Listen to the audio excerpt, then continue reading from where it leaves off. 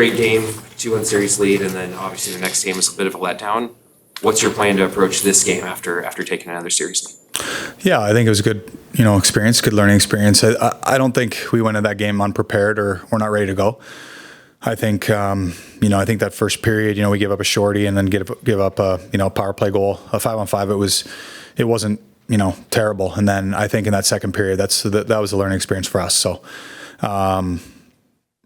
we took some stuff from that and we'll apply it tomorrow. And the last game's always the hardest one to get. I mean, you see in some of the series out there right now, it's, it's tough and, teams don't go quietly in this league. And, so we got to make sure we're going into that they play really well in that building, obviously.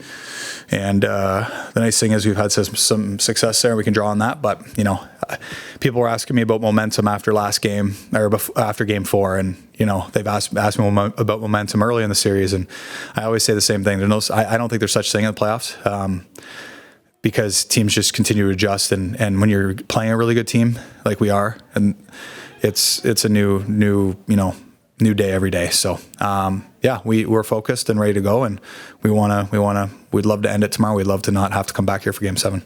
You said there are things to draw off of. You have a pretty good recent memory up in game 6 in Colorado. What is it how important is it to try to get it down there? Yeah. You can build off what you did. Yeah. I mean, anytime we had a lead earlier in the series, we didn't use it to our advantage. Same thing happened to us against Edmonton last year. Fortunately, we won game 5. But yeah, I think, like I said, it's just you regroup, you learn from what you did right and what you did wrong. We did some stuff wrong in game 5. I mean, we had some breakdowns and some things, and that's going to happen when you're playing a good team. And it's about how you adjust to it. And, in game, you can't get too high or too low. And I think you just got to stay the course. And, that's what makes playoffs beautiful, and that's what makes them stressful as hell at times. So, I think we know we're going to get their best tomorrow, and we got to have our best. So I think we know what to expect from them, and now it's about doing our thing. Pete's talked a lot about matching desperation levels, right? So when you're down in a series, you hit a different kind of level because you want to get back into it. But is there a different feeling when you know that you can eliminate a team versus just take like a 2-1 series lead?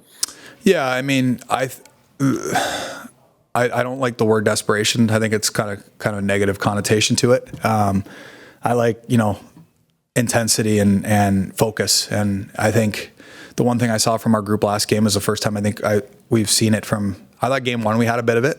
We kind of got bit by some tough bounces, but we had a little bit of swagger and confidence to our game with the intensity and focus that we played with in game, 2 and 3. And I think we want to bring that to the table, whether we're facing elimination or about to hopefully eliminate somebody. And I think, the vibe in that room last game was a little different. I felt for us, there was a different confidence level, different feel. And, we got to have that tomorrow. So desperation, I think it's, every now and then you got to have it in games. I mean, we had it in game 3 when we were killing a 4-minute in OT.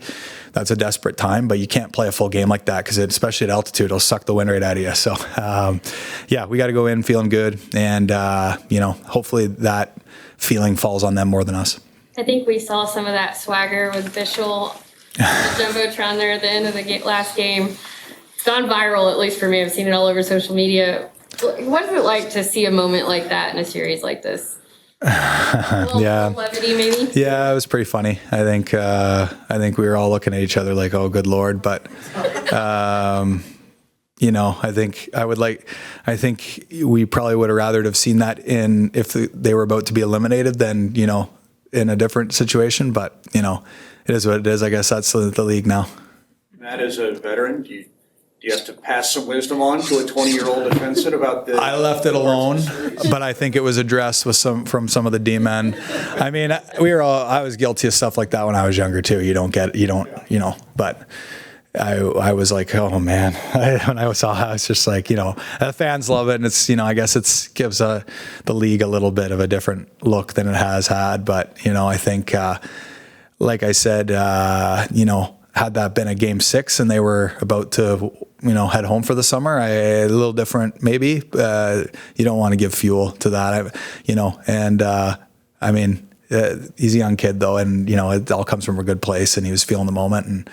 But he might get a few extra ounces of body weight behind hits tomorrow from other guys after that. So he just got to deal with it now, I guess. I think some of it's just like you said, it's the moment. It's his first playoff in the NHL. Yeah. No, like I said, it's supposed to be fun, right? Yeah. I mean, I think when we're young, we all do some stuff that we look back on and shake our head, and I'm sure he'll laugh at himself down the road at that. But he was feeling it, and got the crowd going, and like I said, he just sometimes when you do that stuff in the moment, you got to be prepared for what might come. So thankfully, he's basically Goliath out there and can handle a little bit more body weight being thrown at him. So he might have that a little bit. There might be a little extra juice when guys go in the corner with him on tomorrow night. Speaking of the lighter side, if you guys enjoyed I'm sure you've seen the fake Jared Bednar behind the bench. I just saw it. I was dying. I mean, Bedsy's a well-dressed guy, young guy, good hair, and I saw the guy and I couldn't believe he got the suit color right. That was what blew my mind. Like, it was like bang on. And I said to my wife, I was like, how did this guy know? And she's like, well, maybe he just wears the same suit every game. I'm like, no, he had a burgundy one on in Denver. Like, what's that? He's got a scout that comes into the game early. No, actually? Yeah, his friends take a picture. It's outstanding. There's been a lot of viral moments in this building with people behind the glass, and I remember a certain situation a few years ago behind the Stars bench that everybody was paying attention to, and there's the other guy that isn't in. I guess I've heard he's not in society anymore. So there's been a lot of things happen in this barn. The Bedsy impersonator though is unbelievable. Even the hair color is like almost the exact same. So. I was dying when I saw it. I couldn't believe it. It was the suit color is what got me. I just was like, how great is this? So yeah, I saw it. I think my wife showed it to me, and yeah, she always finds that stuff. She's on Twitter more than I am, or X, whatever the heck you call it now. But yeah, I love it. I love stuff like that. I think people are so funny and clever, and nowadays everyone's trying to get a laugh on the internet. So Nico finally got a goal in this series, and he goes back to Colorado on the other side. You see him maybe kind of settling in now. I mean, it's traumatic offseason, or traumatic midseason for him. 2 trades and 23 games with you guys now. You kind of sense him settling in now, getting that goal and getting on his sheet. Yeah, I don't think for a guy like that, he scored a ton of goals. I mean, but as an offensive guy, you love to get on the board, and it doesn't matter how. So you feel good about it. You're playing your role. I mean, that's what us as offensive guys are paid to do. And, you can play a 10 out of 10 great hockey game, and if you don't, produce, if your team loses, you feel like you didn't do your job that night. That's just how it is. And I think we've all felt that way during the series. He hasn't been alone. I mean, I've been in that boat too.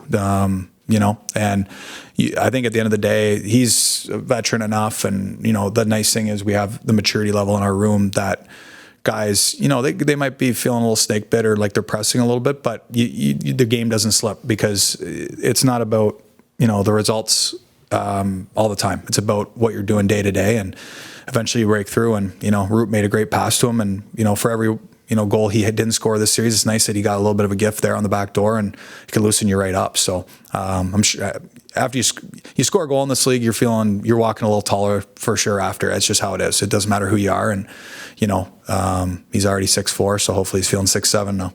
What about his integration into the room? I mean, no, he's been great in the room. I mean, I've known Mikko for a long time. We kept in touch. I saw him as a rookie. Even the year he came up, played a few games, went back down, won Rookie of the Year in the A.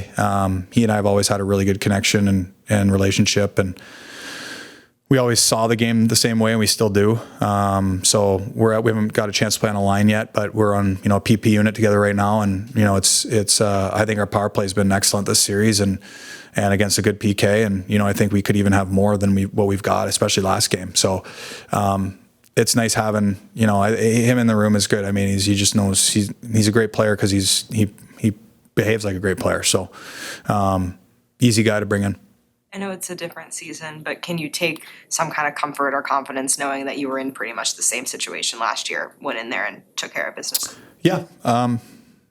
Hopefully history repeats itself, right? So we're I got asked before the series, lost 7 in a row. How you feeling? And it's like, no, you wipe the slate clean and you go forward. And well, yeah, there's, it's a new series and new year and new everything. And the order of wins has been different this year.